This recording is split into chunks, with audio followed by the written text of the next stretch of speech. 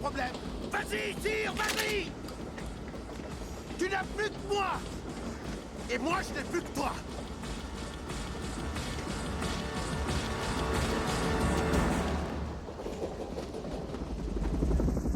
Petit retour en arrière, aujourd'hui avec un petit thriller d'espionnage très efficace, Ennemi d'État.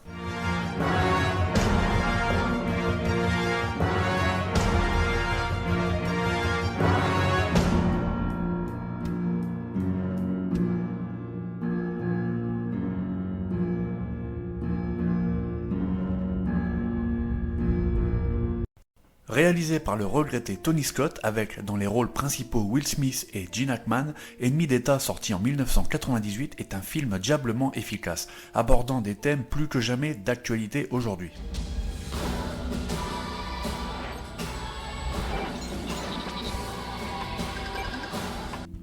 L'histoire donc c'est celle de Robert Clayton Dean, avocat engagé depuis ses débuts dans une lutte acharnée contre la mafia, qui rencontre fortuitement un ami d'enfance, témoin malgré lui d'un meurtre politique, ce qui plonge aussitôt l'avocat dans un engrenage infernal.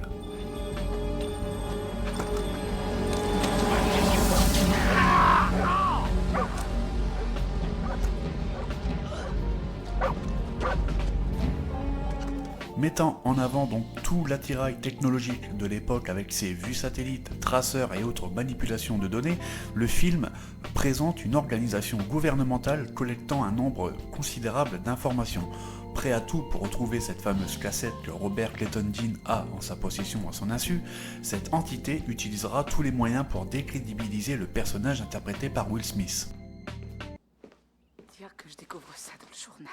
Mais moi aussi, je découvre ça. C'est un tissu de conneries. Il n'y a pas un seul mot de vrai, je te le jure. Tu veux dire que tu n'étais pas là-bas avec elle? Si, j'ai déjeuné avec elle. On déjeune une fois par mois. Elle me sert de contact avec mon enquêteur. Brill, t'avais tout à fait raison. Cette photo doit provenir de l'enregistrement de la caméra de sécurité du restaurant. Tu as dit que cette fille ne comptait plus. Mais c'est le cas. Je dois seulement la voir pour affaire. Mais je savais que si je te racontais Bobby, ça... tu as eu une liaison avec cette femme. Tu te souviens, non? On a vu un conciliateur pendant 1 an. Et tu oses encore prétendre que tu l'as pas vu l'autre jour? Complètement en avance sur son temps, Tony Scott nous montre la déchéance de la vie d'une personne par le simple biais de diffusion de fausses informations sur son compte. Internet n'étant pas encore réellement là en 1998, les canaux utilisés sont donc la télévision, les journaux, médias classiques qui avaient déjà ce pouvoir à l'époque de détruire la vie d'un homme. Bobby, je veux que tu sortes, compris? Et je te répète que tout ça, c'est du Je baratin. ne veux plus rien entendre, je ne veux plus rien entendre. Est-ce que c'est clair? Tu m'empêches de penser, je veux que tu t'en ailles. Mais il n'y a rien à penser. Bobby, Et je te dis que c'est du baratin. Dégage, je veux réfléchir. Pour moi, d'accord, casse-toi, fous le camp, Bobby, laisse-moi.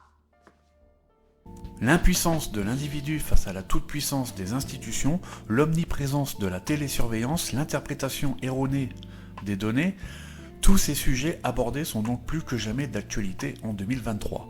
On était alors en 1998 et déjà on avait des politiciens qui au nom du tout sécuritaire voulaient s'immiscer dans la vie privée de la population via une nouvelle loi sur la télésurveillance.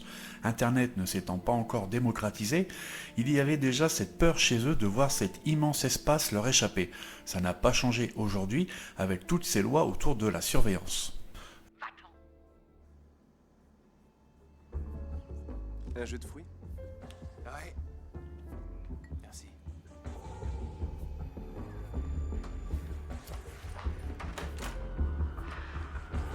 Je vous conseille d'ailleurs de regarder le film d'Oliver Stone Snowden qui aborde tous ces sujets-là à notre époque et qui fait clairement froid dans le dos sur la manière dont nous, population, nous sommes constamment écoutés, surveillés et épiés.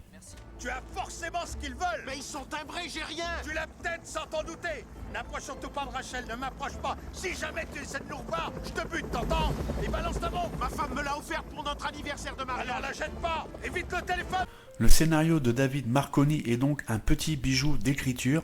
Haletant sous tension perpétuelle, le film est d'autant plus mis en valeur par la réalisation et le montage plutôt épileptique de Tony Scott, un style qui rééditera par la suite dans des films comme Man on Fire et encore Domino. Ouais,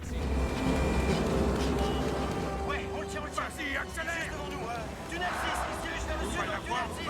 Il a plus aucune chance. Côté casting, c'est du top niveau. Will Smith est impeccable dans un rôle aux antipodes du personnage comique et cool que l'on connaissait tous à l'époque.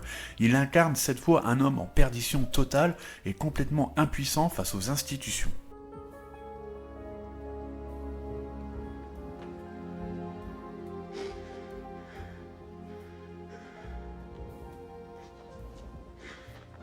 Gene Hackman, qui intervient dans la deuxième partie du récit, est lui aussi excellent. Son rôle rappellera forcément celui qu'il avait déjà des années auparavant dans French Connection. Ancien agent de la NSA, licencié, humilié, ruiné, séparé de sa famille, on lui a tout pris. Son personnage sera donc la clé du film et viendra en aide à celui de Will Smith, jusqu'à même retourner tous ses petits gadgets de surveillance contre son envoyeur. T'as un transmetteur. Il capte encore ton signal. La ceinture, la baguette, la cravate, enlève tes fringues, enlève tout. Mais après, je suis censé aller où? Nulle part. De toute façon, je serais surpris que tu survives.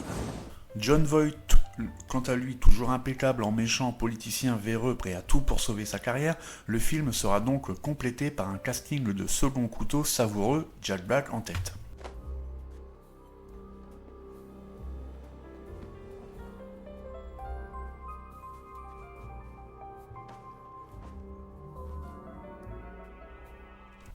En résumé, Ennemi d'État est un petit bijou entre divertissement et réflexion sur la vidéosurveillance. Le film, constamment maintenu sous tension et qui ne relâchera jamais la pression, se regarde encore avec un certain plaisir en 2023.